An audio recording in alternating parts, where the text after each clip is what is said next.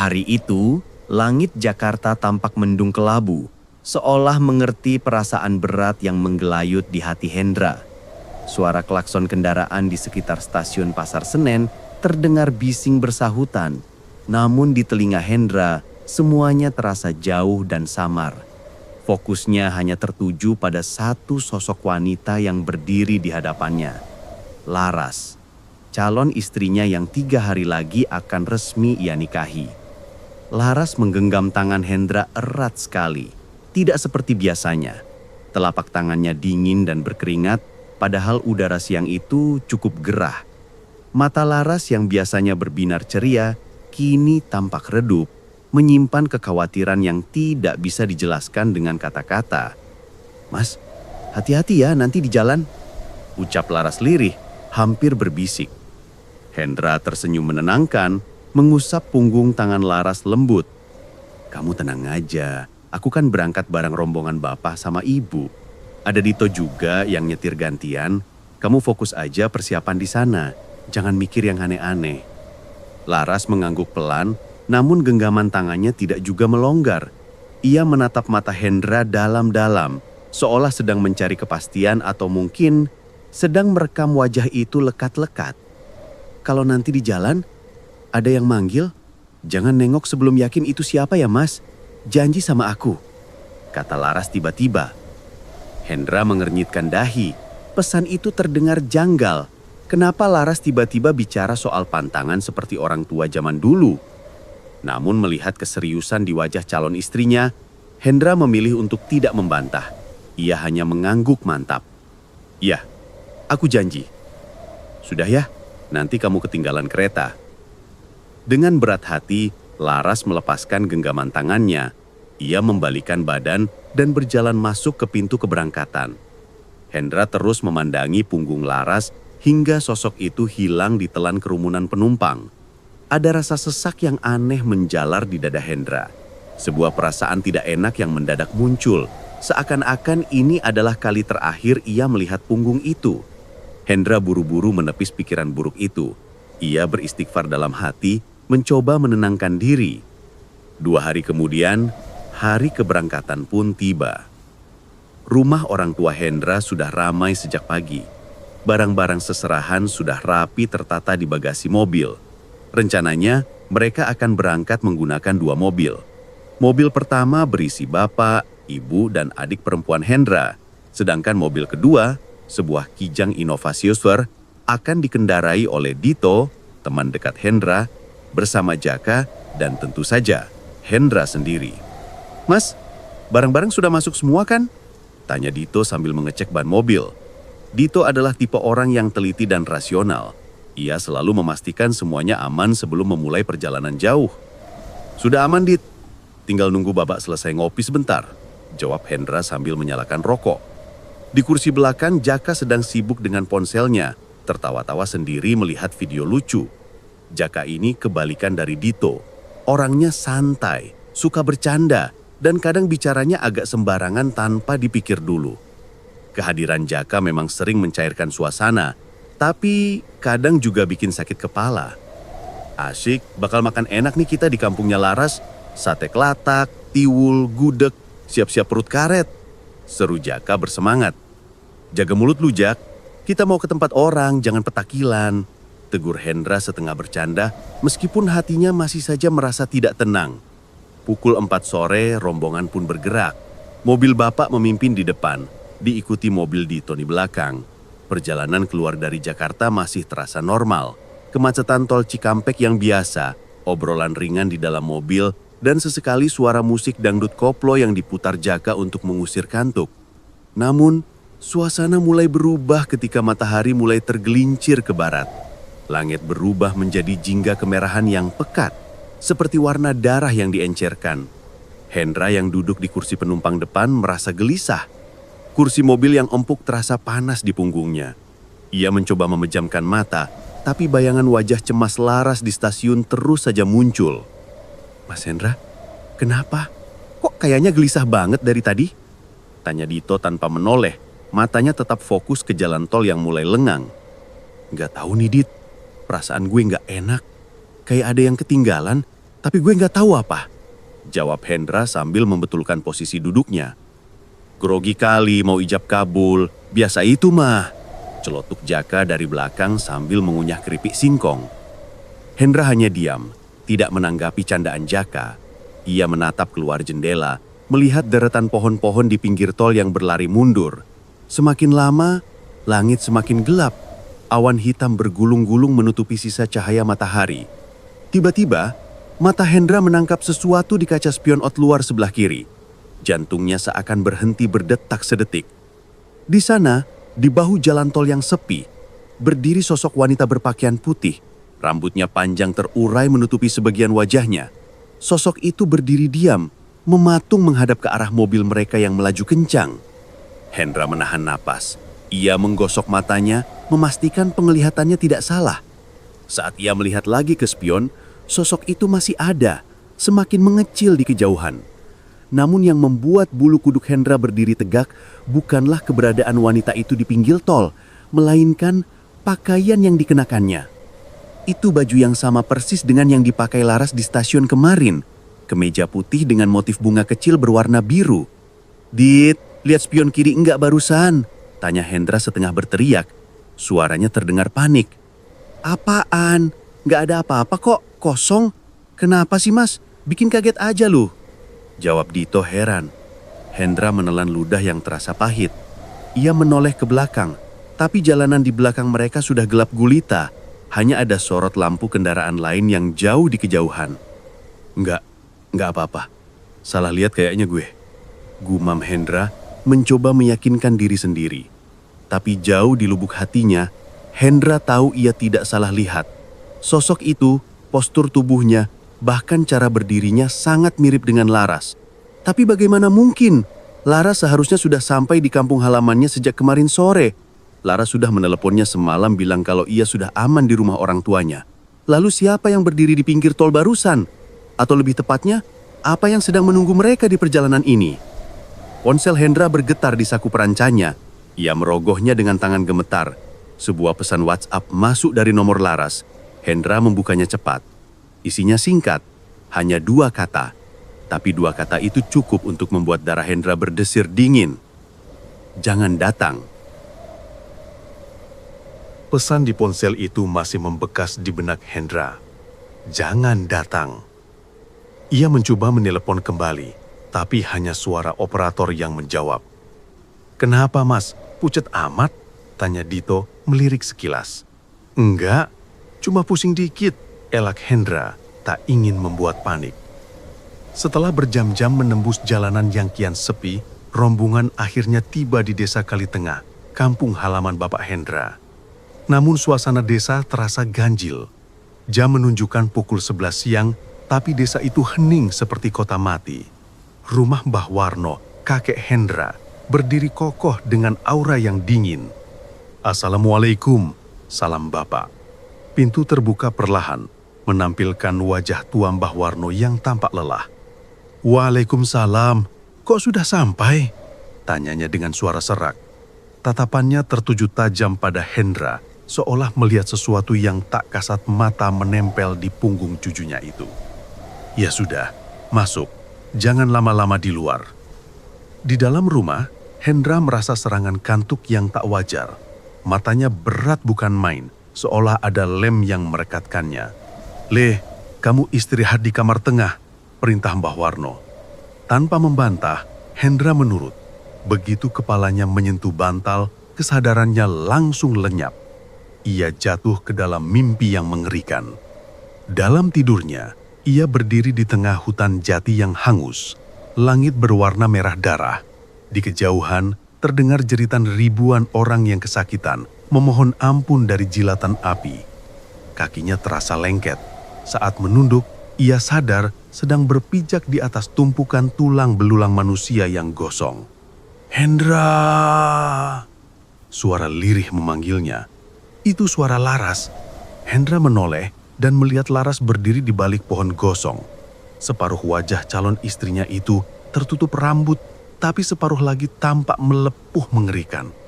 "Bangun, Mas!" Hendra tersentak bangun dengan napas memburu. Keringat dingin membasahi tubuhnya. Ia melihat jam dinding pukul 5 sore. Ia bingung, rasanya ia baru tidur sebentar. Ia bergegas keluar kamar mencari teman-temannya. Di teras, Ditu dan Jaka sedang merokok dengan wajah tegang. "Gila lu mas, kebo banget tidurnya," sapa Jaka, tapi suaranya bergetar, tidak ada nada bercanda. "Gue tidur berapa lama? Kok udah jam 5 sore?" tanya Hendra linglung. Dito membuang rokoknya kasar. "Lu tidur dari jam 11 siang. Tadi jam 3 kita udah bangunin lu. Gue teriak di kuping lu, gue guncang badan lu, lu diem aja kaku kayak mayat. Kita sampai takut lu lewat." Hendra terdiam, bulu kudutnya meremang. "Bapak mana?" tanya Hendra mengalihkan topik. "Di dalam, katanya kita harus berangkat abis maghrib, nggak boleh ditunda," jawab Ditu serius. "Tapi ada yang aneh mas." Jaka menyela, wajahnya pucat pasi. "Tadi pas lu tidur, gue dengar suara cewek nangis dari dalam kamar lu. Jelas banget. Gue pikir lu bawa siapa. Tapi pas gue intip dari lubang kunci, lu tidur sendirian. Tapi..." Jaka menelan ludah, matanya membelalak ketakutan.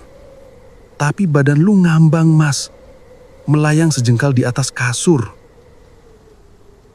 Jaka tidak berani melanjutkan ceritanya. Wajahnya yang biasa cengengesan kini pucat pasi, seperti orang yang baru saja melihat hantu di siang bolong. Hendra menatap Dito, meminta konfirmasi. Namun Dito hanya mengangguk pelan, membenarkan ucapan temannya itu. "Serius loh?" tanya Hendra, suaranya hampir tak terdengar. "Sumpah demi Allah mas, gue sama Dito lihat sendiri. Kita langsung kabur ke teras, takut ganggu atau diganggu," jawab Jaka gemetar. Belum sempat Hendra mencerna kejadian itu, suara azan maghrib berkumandang dari surau kecil di ujung desa. Suaranya terdengar sayup-sayup dan menyedihkan. Tidak seperti lantunan azan yang biasanya menenangkan hati. "Ayo, sholat dulu. Habis itu siap-siap berangkat." Suara bapak terdengar dari pintu depan. Bapak sudah rapi dengan baju kokonya, tapi wajahnya tampak tegang, sama seperti Mbah Warno. Selesai sholat maghrib berjamaah yang terasa begitu cepat dan hening, rombongan bersiap-siap. Barang-barang dicek ulang, mesin mobil dipanaskan. Suara deru mesin Innova memecah keheningan malam desa yang semakin pekat.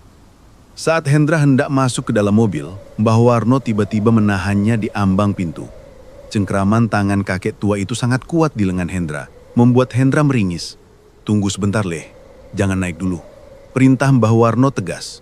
Mbah Warno menarik Hendra mundur, menyuruhnya berdiri tepat di belakang pintu utama rumah yang terbuat dari kayu jati tua. "Berdiri di sini, jangan gerak, jangan ngomong apa-apa," bisik Mbah Warno. Hendra menurut saja meski bingung. Ia berdiri mematung di balik pintu. Mbah Warno kemudian mengambil segelas air putih yang sudah dicampur kembang 7 rupa dari atas meja. Mulutnya komat kamit merapalkan sesuatu. Bahasa yang diucapkan Mbah Warno terdengar asing di telinga Hendra. Bukan bahasa Jawa halus biasa, tapi bahasa Jawa kuno yang pelafalannya mendengung seperti lebah. "Siro ingkang rumekso, nogo gini ingkang jogo." Mbah Warno memercikkan air kembang itu ke wajah Hendra 3 kali, lalu meniup ubun-ubunnya dengan keras. Hendra merasakan hawa dingin menjalar dari ubun-ubun hingga ke ujung kaki. Tubuhnya merinding hebat. "Dengerin Mbah," ucap Mbah Warno sambil menatap tajam ke manik mata Hendra. "Di jalan nanti, kamu bakal nyium bau aneh. Bau anyir, bau gosong. Itu tandanya mereka sudah dekat. Bau itu bakal nuntun kamu. Tapi ingat, jangan dihirup dalam-dalam. Tahan napasmu kalau baunya sudah menyengat. Dan satu lagi." Mbah Warno mendekatkan wajahnya ke telinga Hendra, suaranya berubah menjadi bisikan yang sangat pelan namun menekan. "Kalau ada yang ngajak ngomong, tapi kamu gak lihat mukanya, jangan disautin. Paham?" Hendra mengangguk kaku. "Paham, Mbah. Ya sudah, berangkat sana. Jangan nengok ke belakang kalau sudah keluar dari halaman rumah ini." Hendra berjalan cepat menuju mobil. Jantungnya berdegup kencang. Ia masuk dan duduk di kursi samping sopir. Dito sudah siap di balik kemudi, sementara Jaka duduk di tengah, masih diam 1000 bahasa. Mobil bapak sudah mulai bergerak perlahan meninggalkan halaman rumah Mbak Warno. Namun baru saja, ban mobil mereka menyentuh aspal jalan desa, tiba-tiba, pet! Seluruh lampu di desa itu mati total. Bukan cuma lampu jalan, Tapi lampu-lampu di rumah warga yang tadi remang-remang semuanya padam serentak. Kegelapan pekat langsung menyergap mereka. Hanya sorot lampu mobilnya yang menjadi satu-satunya sumber cahaya, membelah kegelapan seperti pisau cahaya yang rapuh. "Anjir, mati lampu satu desa!" seru Dito kaget. Hendra refleks menoleh ke spion kanan, ingin melihat rumah Mbah Warno. Tapi ia teringat pesan kakeknya, jangan nengok ke belakang. Ia menahan kepalanya sekuat tenaga untuk tetap menghadap depan. Tapi Jaka dan Dito tidak mendapat peringatan itu. Dari kaca spion tengah, Hendra melihat wajah Jaka yang duduk di belakang menoleh ke arah rumah Mbah Warno. Matanya melotot, mulutnya terbuka lebar seolah ingin berteriak tapi suaranya tercekat di tenggorokan. Wajah Dito yang melirik spion samping juga seketika berubah pucat pasi, lebih putih dari kain kafan. "Jalan, Dit, cepet jalan!" teriak Jaka tiba-tiba dengan suara histeris. Iya. Dito menginjak gas dalam-dalam. Mobil melaju kencang meninggalkan desa yang kini gelap gulita itu. Hendra menatap kedua temannya dengan cemas. "Kalian lihat apaan barusan?" tanya Hendra. Dito tidak menjawab, tangannya mencengkram setir dengan gemetar. Jaka di belakang menutup wajahnya dengan kedua tangan, tubuhnya menggigil. "Itu, di atas genteng Mbah Warno, ada yang berdiri, Mas. Tinggi banget. Hitam, matanya merah nyala. Dia ngeliatin mobil kita." Gumam Jaka liris, suaranya bergetar hebat. Hendra terdiam. Hawa dingin di dalam mobil tiba-tiba terasa menusuk tulang. Padahal AC mobil belum sempat dingin. Di luar, kegelapan malam seolah hidup dan bergerak, mengikuti laju mobil mereka yang semakin jauh meninggalkan desa Kali Tengah menuju sesuatu yang jauh lebih mengerikan di depan sana. Mobil Kijang Innova itu membelah jalanan aspal yang sepi. Dito memacu kendaraan sedikit lebih kencang dari biasanya. Seolah ingin segera lari dari bayangan mengerikan yang baru saja mereka lihat di desa tadi. Jaka di kursi belakang masih meringkuk. Komat Kamit membaca doa sebisa yang ia ingat. Sementara Henda, meski penasaran setengah mati, memilih untuk diam. Ia tahu, bertanya lebih lanjut hanya akan membuat suasana semakin mencekam. Perjalanan menuju perbatasan Jawa Tengah dan Yogyakarta seharusnya melewati jalan raya yang cukup lebar. Namun, entah kenapa, malam ini jalanan terasa begitu lengang. Tidak ada bus malam yang menyalip, tidak ada truk ekspedisi yang berpapasan. Hanya kegelapan pekat di kiri kanan jalan yang didominasi oleh bayangan pepohonan besar. "Dit, lu yakin ini jalannya benar?" tanya Hendra memecah keheningan. Matanya awas menatap jalanan di depan yang hanya diterangi sorot lampu mobil. "Yakin kok, Mas? Ini kan jalan provinsi yang biasa kita lewatin. Lurus doang," jawab Dito, meski nada suaranya terdengar ragu. Ia melirik sekilas ke speedometer. Jarum menunjukkan angka 80 km per jam. Tiba-tiba, radio mobil yang sedari tadi mati menyala sendiri. Resek, krek, kss. Suara statis yang tajam memenuhi kabin mobil, membuat mereka bertiga tersentak kaget. "Anjir, siapa yang nyalain?" teriak Jaka kaget. Dito buru-buru menekan tombol power untuk mematikan radio itu. Tapi anehnya, radio itu tidak mau mati. Tombol volumenya pun tidak berfungsi saat diputar. "Tolong, panas." Di sela-sela suara kresek itu, terdengar lamat-lamat suara seperti orang merintih. Suaranya timbul tenggelam, kadang terdengar seperti bisikan wanita, kadang seperti erangan laki-laki yang sedang menahan sakit luar biasa. "Dengar nggak lo?" tanya Hendra tegang. "Dengar, Mas. Matiin, Dit. Cepetan!" seru Jaka panik. Dito memukul dashboard dengan frustasi. "Udah gue tekan kagak mau mati, woi!" Suara rintihan itu semakin jelas. Sekarang terdengar seperti suara orang menangis pilu. "Hiks, hiks, panas, tolong." Hendra memberanikan diri. Ia mencabut paksa kabel audio yang terhubung ke head unit mobil. Seketika, suara itu berhenti. Kabin mobil kembali hening. Hanya terdengar deru mesin dan suara napas mereka yang memburu. "Gila, apaan tuh barusan, Dut?" gumam Dito sambil menyeka keringat dingin di dahinya. Belum sempat mereka bernapas lega, mobil di depan mereka, mobil bapak, tiba-tiba memberikan lampu sen kiri dan berbelok masuk ke jalanan yang lebih kecil. Loh, kok Bapak belok situ? Itu kan jalan alternatif yang lewat hutan jati. Bukannya kita sepakat lewat jalan utama aja biar aman? Hendra melihat ponselnya. Tidak ada sinyal. Ia tidak bisa menghubungi Bapak untuk bertanya kenapa mereka mengambil rute itu. Ikutin aja, Dit. Mungkin Bapak tahu jalan tikus biar cepat. Atau mungkin di depan ada perbaikan jalan, kata Hendra, mencoba berpikir positif, walau hatinya berkata lain. Dito memutar setir ke kiri, mengikuti lampu belakang mobil Bapak yang mulai menjauh. Jalanan yang mereka masuki kini jauh lebih sempit. Aspalnya rusak dan berlubang di sana-sini, membuat mobil berguncang keras. Kiri kanan jalan bukan lagi rumah penduduk, tapi barisan pohon jati yang rapat dan tinggi menjulang, seolah membentuk terowongan raksasa yang siap menelan siapa saja yang lewat. Kabut tipis mulai turun.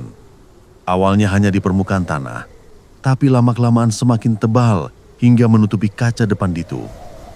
Jarak pandang Dito kini tak lebih dari 5 meter. Lampu kabut pun dinyalakan, tapi cahayanya seakan terpantul kembali oleh dinding kabut putih itu. Pelan-pelan, Dit, gue nggak kelihatan apa-apa, Mi, peringat Hendra. Mereka melaju merayap. Anehnya, mobil Bapak yang tadi ada di depan, kini tidak terlihat lagi lampu belakangnya. Hilang ditelan kabut. Bapak mana? Kok cepet banget hilangnya? Tanya Jaka cemas, menjulurkan leher ke depan di antara kursi Hendra dan Dito. Gak tahu, Jak. Tadi perasaan jaraknya deket banget, jawab Dito mulai panik. Saat itulah, Hendra melihat sesuatu di pinggir jalan. Di sela-sela pohon jati yang gelap, ia melihat sepasang mata merah menyala. Bukan satu, tapi banyak. Sepasang di kiri jalan, sepasang di kanan jalan, sepasang lagi bertengger di dahan pohon di atas mereka.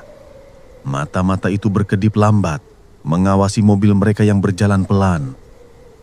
Jangan nengok samping, desis Hendra pelan. Teringat pesan Mbah Warno. Fokus depan aja, Dit.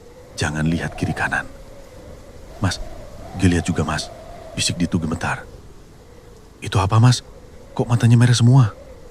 Jangan dibahas. Jalan terus. Namun Jaka di belakang tidak bisa menahan diri. Ia menempelkan wajahnya ke jendela samping, mencoba melihat lebih jelas apa yang ada di balik kegelapan hutan itu. Tiba-tiba, dari balik kabut tebal tepat di samping jendela Jaka, sebuah telapak tangan pucat dengan kuku-kuku hitam panjang menempel di kaca mobil. Plak! Jaka berteriak histeris sambil melempar tubuhnya ke sisi lain. Dito kaget setelah mati, membanting setir ke kanan. Mobil oleng, nyaris menabrak pohon jati besar sebelum akhirnya Dito menguasai kendali lagi. Ada tangan nempel di kaca gue, teriak Jaka histeris sambil menunjuk-nunjukkan jendela yang kini kosong. Hanya ada bekas cetakan telapak tangan yang samar di kaca yang berembun. Cetakan tangan itu ukurannya tidak wajar. Jari-jarinya terlalu panjang dan ada bekas seperti lendir hitam yang tertinggal.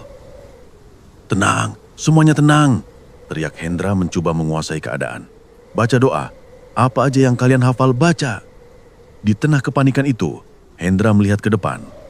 Kabut sedikit tersingkap, namun yang ia lihat bukan jalan aspal atau lampu mobil. Jalan di depan mereka buntu, terhalang oleh sebuah gerbang besi tua yang tinggi dan berkarat, tertutup rapat dengan lilitan rantai besar. Dan di atas gerbang itu, duduk seekor burung gagak hitam yang menatap mereka dengan mata yang sama merahnya, seolah mengucapkan, "Selamat datang di tempat yang tidak seharusnya kalian datangi." Mobil Innova itu berhenti mendadak, hanya beberapa meter dari gerbang besi tua yang berkarat. Jaka masih gemetar, matanya terpaku pada bekas telapak tangan berlendir di kaca jendela yang perlahan memudar. Ini jalan buntu, kita harus putar balik, ucap Dito dengan suara bergetar. Hendra mengangguk cepat. Iya, sekarang. Dito memindahkan gigi ke posisi mundur. Namun saat mobil bergerak, terdengar suara gesekan logam yang nyaring. Sore. Mobil tertahan. Kenapa lagi ini? Panik Dito. Ia menginjak gas, tapi ban hanya berdecit di tempat. Jangan turun, perintah Hendra tegas. Ia membuka sedikit kaca jendela, menyorotkan senter ponsel ke bawah. Darahnya berdesir.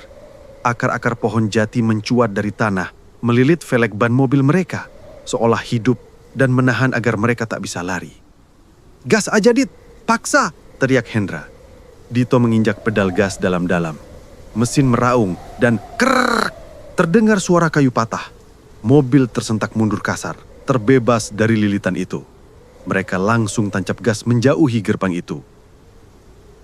"Kita pakai GPS aja, Mas. Gua nggak mau ngasal belok lagi," kata Dito. Tangannya gemetar membuka Google Maps. "Sinyal dapat, H+.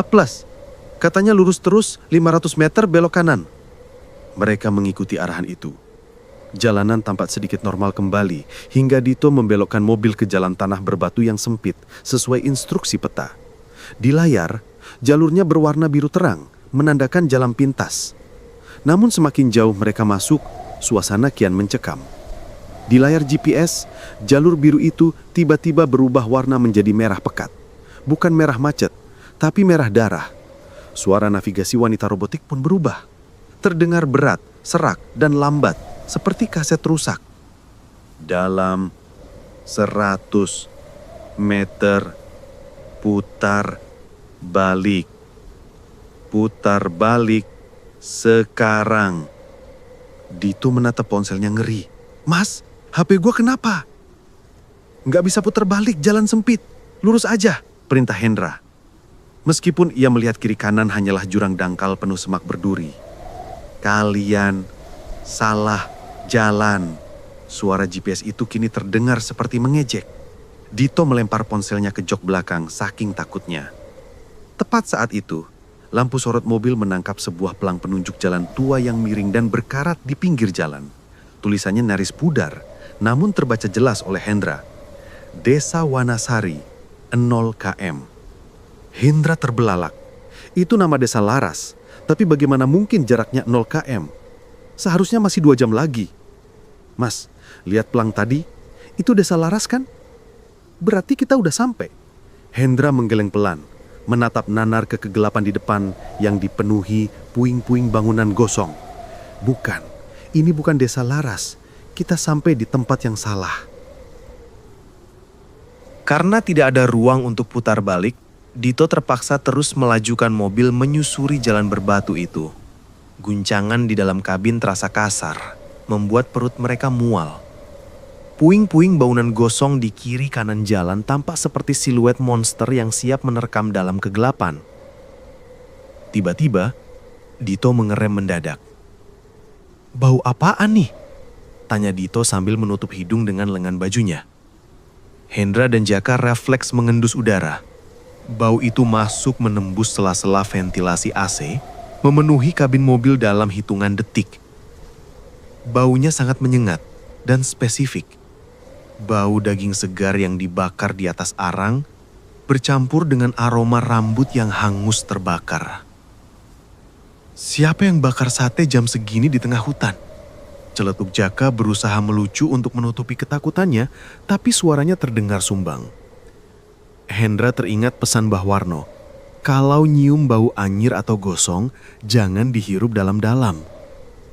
"Tutup hidung kalian, jangan dihirup," perintah Hendra panik.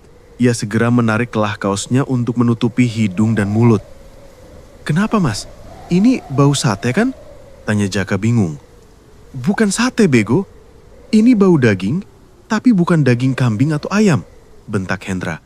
Baunya membuat perutnya bergejolak ingin muntah. Tapi anehnya, di saat yang sama, ada rasa lapar yang tiba-tiba muncul. Rasa lapar yang tidak wajar.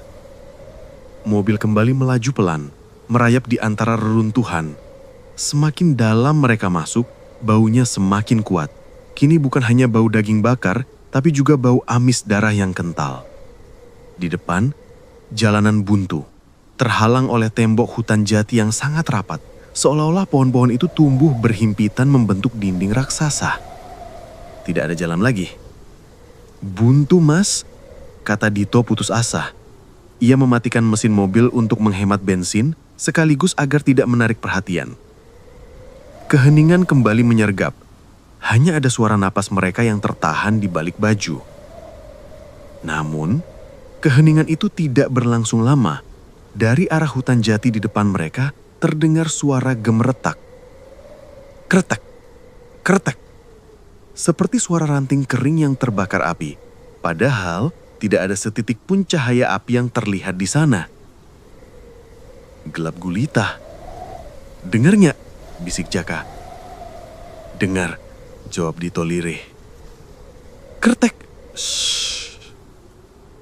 Suaranya semakin jelas, diiringi hawa panas yang tiba-tiba menerpa kaca depan mobil mereka, membuat embun di kaca langsung menguap hilang. "Panas banget gila," keluh Dito sambil melonggarkan kelah bajinya. AC mobil yang menyala seakan tidak berdaya melawan hawa panas dari luar. Hendra memberanikan diri menyalakan lampu jauh mobil dim. Sorot cahaya putih menembus kegelapan hutan di depan. Dan di sana, di antara celah-celah batang pohon jati yang rapat, Hendra melihat sesuatu. Asap. Asap tipis berwarna putih keabuan mengepul keluar dari tanah. Bukan dari api unggun, tapi langsung dari pori-pori tanah. Seolah-olah tanah di bawah hutan itu sedang mendidih. "Itu tanahnya berasap?" tanya Dito tak percaya. Hendra menyipitkan mata. Di balik kepulan asap itu, ia melihat bayangan-bayangan hitam bergerak. Kecil-kecil, banyak dan cepat. Seperti bayangan orang-orang yang sedang berlarian panik. "Mas, kita harus keluar dari sini," kata Jaka hampir menangis. "Gue gak kuat baunya. Gue mau muntah." "Tahan, Jak. Jangan buka pintu," cegah Hendra. Tapi terlambat. Jaka yang sudah tidak tahan dengan bau menyengat itu, membuka pintu belakang dan memuntahkan isi perutnya keluar. "Uek!" Suara muntahan Jaka memecah keheningan malam. Dan detik itu juga, suara gemerta api di hutan berhenti mendadak. Hening. Hendra dan Dito menahan napas. Jaka masih menunduk di luar mobil terbatuk-batuk. "Jaka, masuk!" desis Hendra. Jaka mengangkat kepalanya, hendak masuk kembali ke mobil, tapi gerakannya terhenti. Matanya terpaku ke arah hutan. "Mas, ada yang jalan ke sini." Hendra dan Dito melihat ke depan. Dari balik asap yang mengepul dari tanah, muncul sosok hitam yang berjalan tertatih-tatih mendekati mobil mereka. Tubuhnya hangus, kulitnya mengelupas, dan ia berjalan sambil menyeret satu kakinya yang tampak patah. Aroma daging bakar itu kini tercium 1000 kali lebih kuat.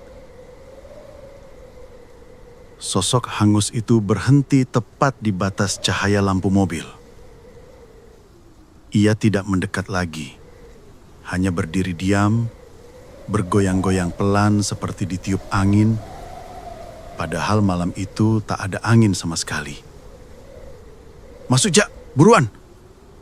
teriak Hendra, menarik kerah baju Jaka dan membantingnya masuk ke dalam mobil. Pintu ditutup keras. "Brak! Kunci pintunya!" perintah Hendra. Dito dengan tangan gemetar menekan tombol central lock. Klik.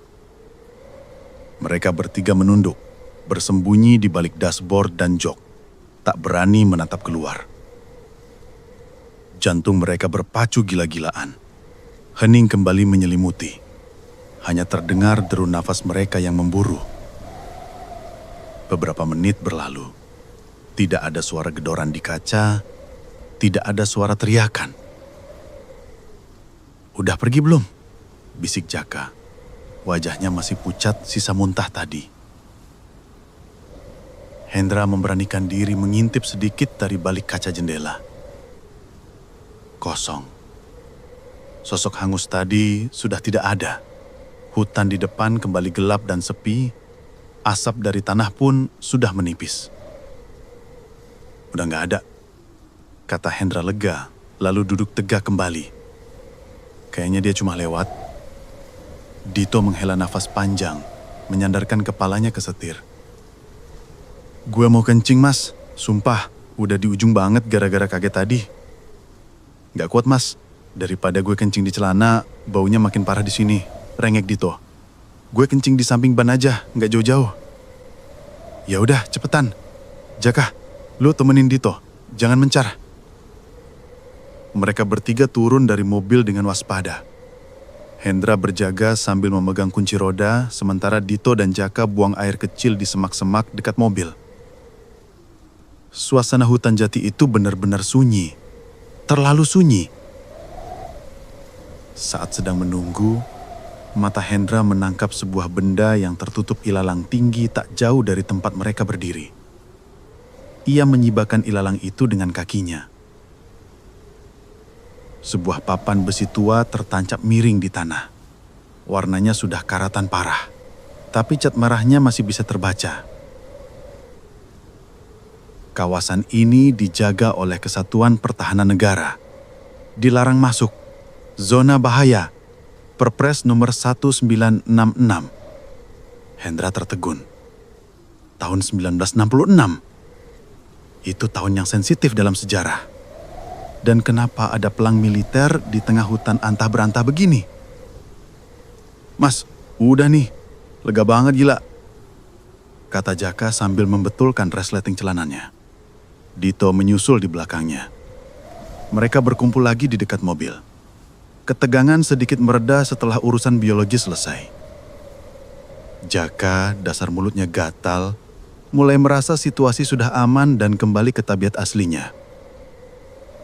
Sepi amat ya, hantunya cuma prank doang tadi. Coba kalau yang muncul cewek cakep pakai daster putih gitu. Gua aja kenalan deh, lumayan buat nemenin di hutan. Mulut lu dijaga, bentak Hendra keras. Matanya melotot tajam ke arah Jaka. Lu lupa pesan Mbah Warno. Jangan ngomong sembarangan. Yaelah mas, bercanda doang biar gak tegang. Tertawa Jaka kecil. Meremehkan. Tapi tawa Jaka terhenti seketika.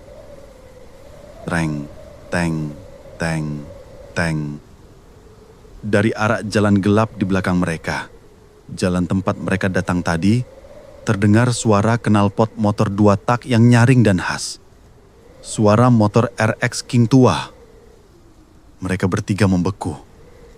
Siapa yang naik motor jam segini di hutan terlarang? Suara motor itu semakin dekat. Sorot lampu kuning redup mulai terlihat memecah kegelapan. Bergoyang-goyang mengikuti kontur jalan yang rusak.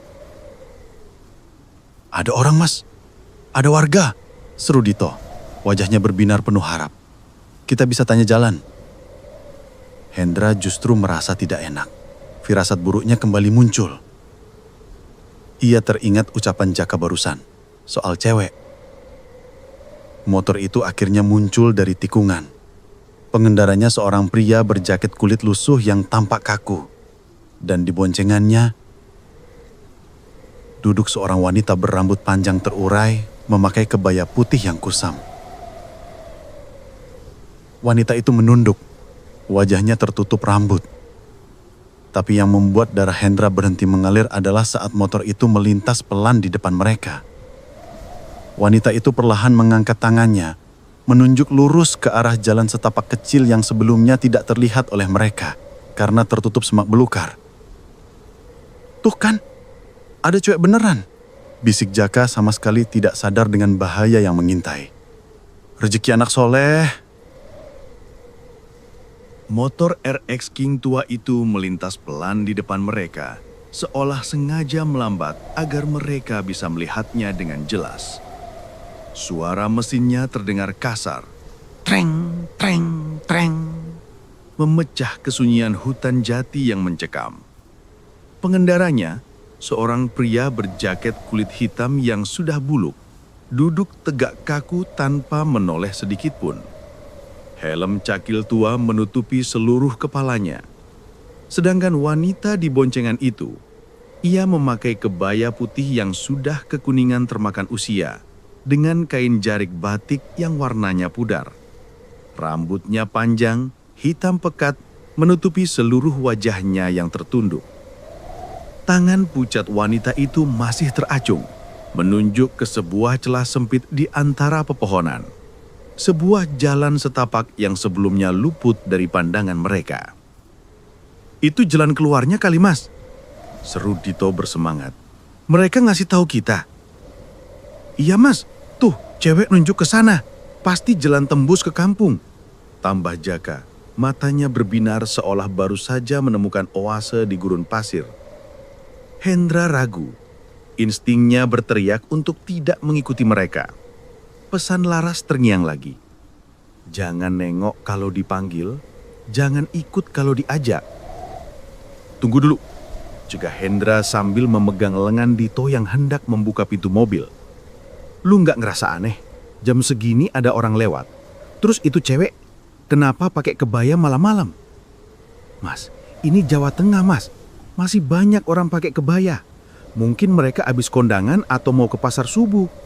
Bantah Dito logis. Rasa ingin cepat keluar dari hutan ini mengalahkan rasa takutnya.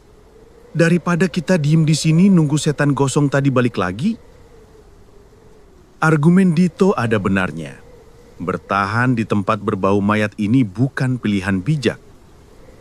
Ya udah, hati jaga jarak. Jangan terlalu dekat. Utus Hendra akhirnya meski hatinya berat. Mereka pun masuk kembali ke mobil. Dito memutar setir mengarahkan moncong Innova ke jalan setapak yang ditunjuk wanita itu. Anehnya, jalan setapak itu cukup lebar untuk dilalui satu mobil. Padahal dari luar terlihat sempit tertutup ilalang. Motor RX King itu melaju pelan di depan mereka sekitar 10 meter. Asap knalpotnya yang putih mengepul tebal berbaur dengan kabut hutan menciptakan siluet yang menghantui. Tuh kan, bener jalan. Rezeki emang gak kemana. Makasih ya Mbak Cantik. Hendra duduk diam di samping Dito. Matanya tak lepas menatap punggung wanita di boncengan motor itu. Ada sesuatu yang mengganggu. Postur tubuh wanita itu terlalu lemas. Tubuhnya bergoyang ke kiri dan ke kanan mengikuti gerak motor dengan cara yang tidak wajar. Seolah tidak ada tulang punggung yang menopangnya. Seperti boneka kain yang diikat di jok motor. Dan satu lagi. Hendra menyipitkan mata memfokuskan pandangannya ke bagian bawah motor yang tersorot lampu depan mobil. Dit, coba lu perhatiin kaki cewek itu. Bisik Hendra tegang. Kenapa kakinya? Pakai sendal jepit? Tanya Dito sambil tetap fokus menyetir. Bukan. Lihat baik-baik. Dito melirik sekilas. Dan saat itulah ia melihatnya. Kaki wanita itu tidak menapak pada footstep atau pijakan kaki motor. Kedua kakinya menggantung bebas ke bawah, terseret-seret sesekali menyentuh tanah berbatu. Tapi bukan itu yang paling mengerikan. Kulit kakinya tidak utuh. Di bawah sorot lampu mobil yang terang, terlihat jelas kulit betis hingga telapak kakinya melepuh parah. Dagingnya merah basah, mengelupas, menampakkan tulang putih di beberapa bagian.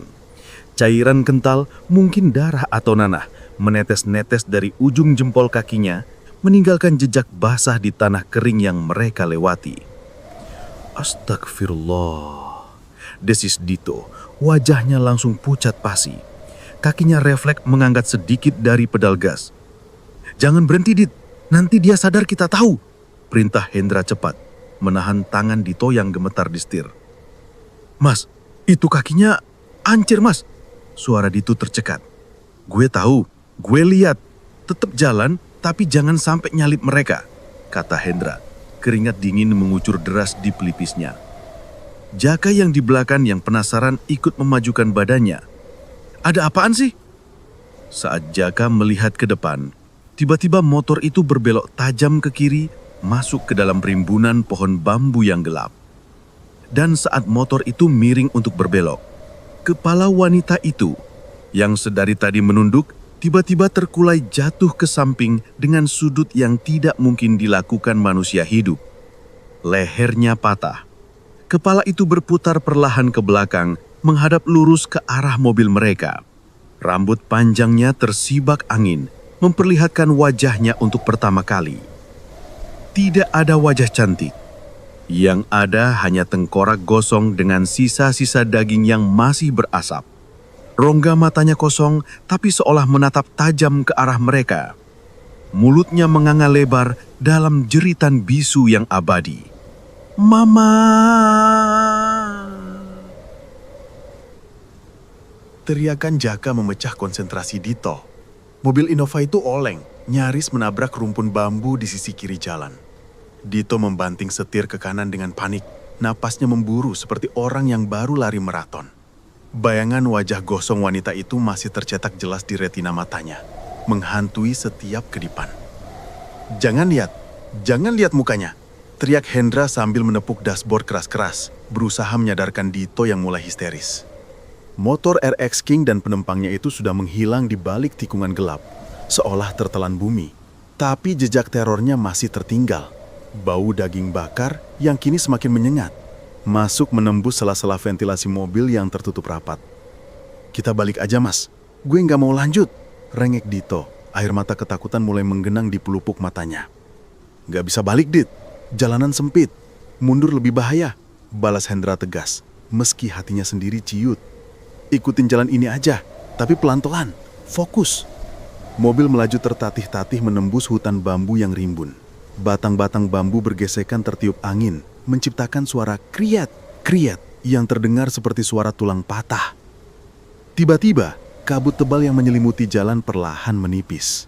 Di depan mereka, terpampang sebuah pemandangan yang membuat mereka bertiga ternganga tak percaya. Sebuah gapura batu bata merah kuno berdiri megah di ujung jalan. Di atasnya tertulis aksara Jawa yang sudah lumut, dan di bawahnya ada tulisan Latin ejaan lama, Desa Wanasari. Loh, kita beneran sampai? Tanya Jaka bingung. Rasa takutnya sedikit teralihkan oleh keheranan. Dito memelankan mobil, melewati gapura itu dengan hati-hati. Di balik gapura, terhampar sebuah desa, tapi bukan desa mati yang penuh puing seperti sebelumnya. Desa ini utuh dan ramai. Rumah-rumah joglo berdiri rapi di kiri kanan jalan tanah yang bersih. Lampu-lampu petromak, lampu minyak, bergantungan di setiap teras rumah, memancarkan cahaya kuning temaram yang hangat. Banyak orang berlalu lalang di jalan desa. Ada ibu-ibu yang menggendong bakul, bapak-bapak yang memikul kayu bakar, dan anak-anak kecil yang berlarian main kejar-kejaran. Semuanya memakai pakaian jadul tahun 60-an. Kebaya lusuh, celana komprang, dan caping bambu. Kok rame banget ya? Gumam Dito, matanya menyapu sekeliling. Ini beneran desa laras, Mas. Hendra diam 1000 bahasa. Matanya menyipit, mengamati warga desa itu. Ada yang aneh. Hening.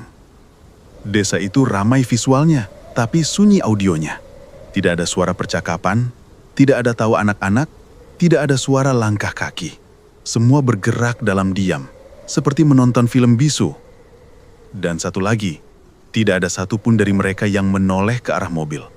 Padahal, sebuah mobil Kijang Innova masuk ke desa terpencil seharusnya menjadi tontonan warga.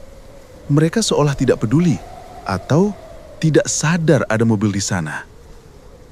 Mas, coba tanya orang itu, tunjuk Jaka pada seorang bapak tua yang sedang duduk di lincak, bangku bambu, pinggir jalan. Dito memberhentikan mobil tepat di depan bapak tua itu. Ia menurunkan kaca jendela sedikit. Pak, nuwun sewu Pak, numpang tanya. Panggil Dito sopan. Bapak tua itu tidak menoleh. Ia tetap diam, menunduk menatap tanah. Pak, panggil Dito lagi, sedikit lebih keras. Perlahan, bapak tua itu mengangkat kepalanya. Gerakannya kaku, patah-patah seperti robot berkarat. Saat wajahnya terkena sorot lampu mobil, Dito langsung menutup mulutnya menahan teriak. Wajah bapak itu rata, tidak ada hidung, tidak ada bibir. Kulit wajahnya meleleh menyatu, hitam legam seperti aspal panas yang membeku. Hanya ada 2 lubang kecil di tempat mata seharusnya ada, dan dari lubang itu keluar asap tipis. Sontak, seluruh warga desa yang tadinya sibuk dengan aktivitas masing-masing berhenti bergerak secara serentak. Ibu-ibu yang menggendong bakul, anak-anak yang berlarian main kejar-kejaran, semuanya berhenti mematung. Dan secara bersamaan, ratusan kepala itu menoleh serentak ke arah mobil. Kretek. Suara leher patah terdengar bersahutan. Semua wajah mereka sama, gosong, melepuh, rata. Dan kini keheningan itu pecah, bukan oleh suara manusia, tapi oleh suara gemeretak api yang membara. Api gaib mulai menyala di atap-atap rumah mereka, membakar desa ilusi itu dalam sekejap mata. Ratusan warga gosong itu pun mulai melangkah mendekati mobil. Pelan, serentak, mengepung mereka dari segala arah. Dan di tengah kerumunan itu, Hendra melihat sosok wanita berkebaya putih tadi berdiri paling depan, tepat di hadapan moncong mobil. Wajah tengkoraknya menyeringai, tangannya melambai kaku seolah berkata, "Selamat datang di rumah kami." "Mundur, Dit! Mundur!" teriak Hendra memecah kengerian. "Mundur, Dit! Mundur!" teriak Hendra sekuat tenaga. Suaranya nyaris putus karena panik. Dito tak perlu disuruh 2 kali. Kakinya meminjak pedal gas sambil memindahkan gigi ke posisi mundur dengan kasar. Mesin mobil meraung kencang. Mobil melesat mundur dengan kecepatan tinggi, tak peduli apa yang ada di belakang. Brak, duk! Bemper belakang mobil menabrak sesuatu. Mungkin pagar kayu atau tiang lampu. Tapi Dito tidak peduli. Ia terus memundurkan mobil menjauhi kerumunan makhluk gosong yang kian mendekat itu. Di depan pemandangan desa yang tadinya hidup kini berubah drastis. Ilusi itu runtuh. Ruah-ruah joglo yang utuh berubah menjadi puing-puing arang yang masih membara. Warga desa yang berpakaian tahun 60-an kini terlihat wujud aslinya. Mayat-mayat hangus yang berjalan menyeret kaki, dengan tangan-tangan kurus menggapai-gapai ke arah mobil. "Mas, mereka ngejar, Mas!" jerit Jaka sambil menoleh ke kaca belakang. Ratusan makhluk itu berlari mengejar mobil dengan gerakan patah-patah yang mengerikan, tapi sangat cepat. "Terus mundur, Dit, jangan berhenti," perintah Hendra. Ia memejamkan mata, teringat pesan terakhir Mbah Warno. Mantra, ia harus berdoa. "Ya Allah, lindungi kami." Hendra berteriak memanggil nama Tuhan sekeras-kerasnya di tengah kepanikan itu. "Allahu Akbar! Allahu Akbar!" Dito memutar setir tajam, membalikan mobil 180 derajat dengan teknik jet turn yang entah bagaimana bisa ia lakukan dalam keadaan panik. Kini moncong mobil menghadap jalan keluar, jalan hutan bambu yang gelap tadi. "Pegaman!" teriak Dito sambil menginjat gas sampai mentok. Mobil Innova itu melesat seperti peluru menabrak rumpun bambu yang menghalangi jalan. Krak, prak! Kaca spion patah menghantam batang pohon. Bodi mobil tergores hebat. Tapi Dito tidak melepas pedal gas sedikit pun. Di belakang suara jeritan ribuan orang terdengar mengejar mereka. Suara tangisan pilu bercampur erangan marah. Hawa panas terasa membakar punggung mobil. Hendra terus berzikir, Jaka menangis sambil menutup telinga, Dito menyetir seperti orang kesurupan. Tiba-tiba di depan sana terlihat secercah cahaya lampu kuning. Bukan lampu petromak, tapi lampu jalan raya. "Itu jalan raya, Mas!" teriak Dito histeris. Mobil menerobos semak belukar terakhir dengan hantaman keras, melompat keluar dari jalan tanah berbatu itu dan mendarat kasar di aspal mulus. Cit! Dito membanting setir ke kiri, menghindari trotoar, dan mobil akhirnya berhenti melintang di tengah jalan raya yang sepi. Mesin mobil mati mendadak, asap mengepul dari kap mesin. Hening. Tidak ada lagi suara jeritan, tidak ada bau daging bakar. Hanya suara jangkrik malam yang normal dan hembusan angin dingin yang menyejukkan. Mereka bertiga terdiam di dalam mobil. Dada naik turun, tubuh basah kuyup oleh keringat. Kita udah keluar, Dit, tanya Jaka lirih, suaranya serat. Hendra membuka pintu mobil perlahan. Kakinya gemetar saat menapak aspal. Ia melihat ke sekeliling. Di depan mereka ada sebuah pos polisi kecil yang lampunya menyala terang. Di seberang jalan, terlihat pelang penunjuk arah berwarna hijau yang sangat familiar. Yogyakarta, 30 km. Mereka selamat. Tak lama kemudian, seorang polisi keluar dari pos dengan wajah kaget melihat kondisi mobil mereka. Bemper depan penyok parah, kaca spion hilang satu, dan seluruh bodi mobil tertutup debu abu vulkanik hitam pekat. "Mas, kenapa Mas? Kecelakaan?" tanya polisi itu sambil berlari mendekat. Hendra menggeleng lemah. "Pak, kami tadi tersesat masuk ke jalan hutan di sana." Tunjuk Hendra ke arah semak belukar tempat mereka keluar tadi. Polisi itu mengikuti arah telunjuk Hendra, lalu wajahnya berubah serius. Ia menatap Hendra tajam. "Mas, di sana itu nggak ada jalan. Itu hutan lindung yang ditutup kawat berduri, bekas desa Wanasari Lama." "Desa Wanasari Lama?" tanya Dito yang baru keluar dari mobil. "Iya, jawab polisi itu sambil menghela napas. Desa itu dibakar habis tahun 65 waktu pembersihan PKI. Semua penduduknya tewas dibakar di dalam rumah. Tanahnya dianggap terkutuk, jadi ditutup total sama militer dan gak pernah dibuka lagi. Hendra, Dito, dan Jaka saling pandang dengan tatapan horor. Jadi, kerumunan orang gosong tadi? Terus desa Wanasari yang baru di mana, Pak? Tanya Hendra lemas. Oh, itu masih lurus terus 10 kilo lagi, Mas. Pindah lokasi sejak kejadian itu, jelas polisi itu. Hendra merogoh saku celananya, mengambil telepon. Sinyal 4G penuh, ia segera menekan nomor Laras. Tut. Halo, Mas Hendra? Suara Laras terdengar cemas di ujung telepon. Mas di mana? Aku khawatir banget dari tadi, perasaan gak enak. Aku udah dekat, Ras.